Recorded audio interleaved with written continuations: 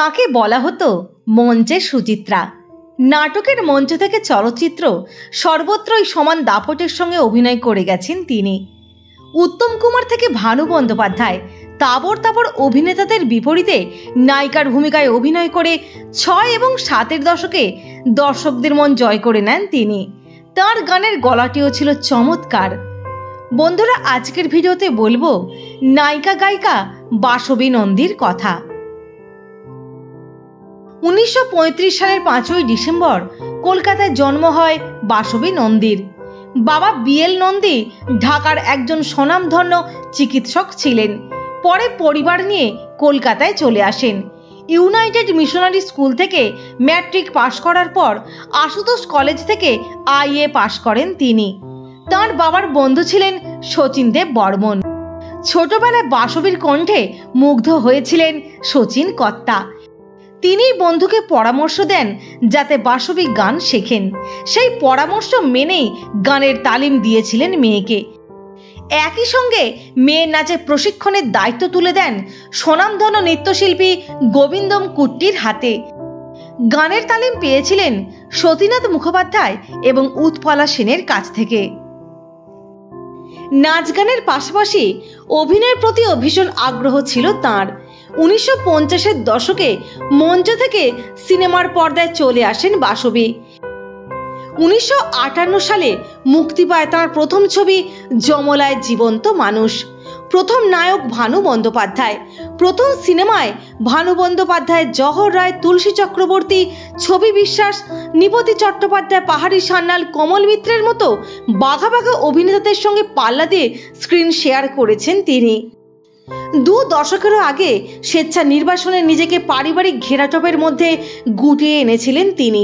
সচরাচর টালিগঞ্জে ফিল্ম ইন্ডাস্ট্রির শিল্পীদের মাঝে দেখা যেত না তাঁকে।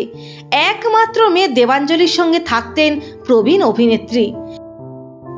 মেয়ে দেবাঞ্জলি জানান, মা বাইরের লোকদের সঙ্গে তেমন মিশতে চাইতেন না। আমি ক্লাস 8-এ পড়ার সময় থেকেই পর্দা বা মঞ্চ থেকে তিনি শতহস্ত দূরে চলে যান। গোড়ায় শুধু গানের আগ্রহী ছিলেন তিনি। পিতৃবন্ধু শচীন দেব বর্মনের প্রশ্রয়ে গান গাওয়া শুরু করেন। আকাশবাণীর শিল্পী ছিলেন তিনি। বাসবী নন্দী বনপলাশী পদাবলী চলচ্চিত্রে অভিনয়ের জন্য 1974 সালে বেঙ্গল ফিল্ম জার্নালিস্ট অ্যাসোসিয়েশন থেকে শ্রেষ্ঠ সহশিল্পীর পুরস্কারও অর্জন করেন।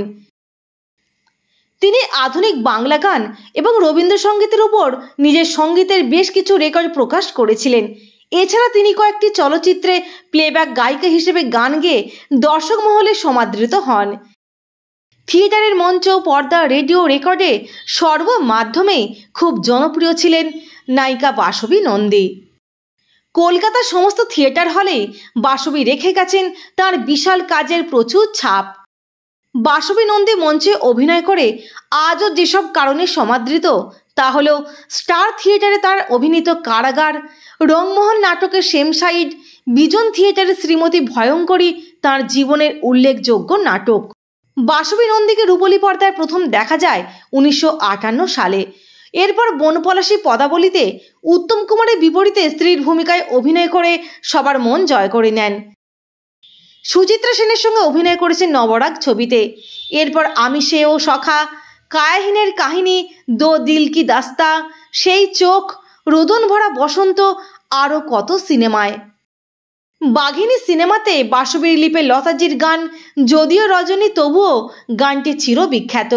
মুনমুন সেনের সঙ্গে বাসবী নন্দীর শেষ ছবি গজমুক্তা। অভিনয় সাহসিনী ছিলেন চিরকাল।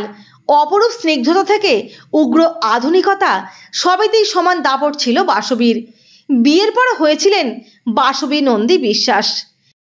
এত সফল কেরিয়ার থাকা সত্ত্বেও এক লহমায় ছেড়ে বেরিয়ে আসেন একমাত্র সন্তান দেবাঞ্জলিকে সঙ্গ দেওয়ার জন্য। প্রায় 2 দশক ক্যামেরা, অনুষ্ঠান, মঞ্চ সব কিছু থেকে নিজেকে সম্পূর্ণ বিচ্ছিন্ন করে রেখেছিলেন তিনি। নিতান্ত আড়ালেই সবার অলক্ষ্যে চলে গেলেন 2018 সালে, গভীর রাতে টুপ করে ঝরে পড়া কোনো তারার মতো। চলে গেলেন অভিনেত্রী বাসবী নন্দী। আর হয়তো যমলায় জীবন্ত মানুষের মতো তিনি আর কোনোদিন ফিরে আসবেন না। বন্ধুরা, কেমন লাগলো ভিডিওটি? অবশ্যই আপনাদের মূল্যবান মতামত জানাবেন। সকলে ভালো থাকবেন, সুস্থ থাকবেন, অনেক ভালোবাসা নেবেন।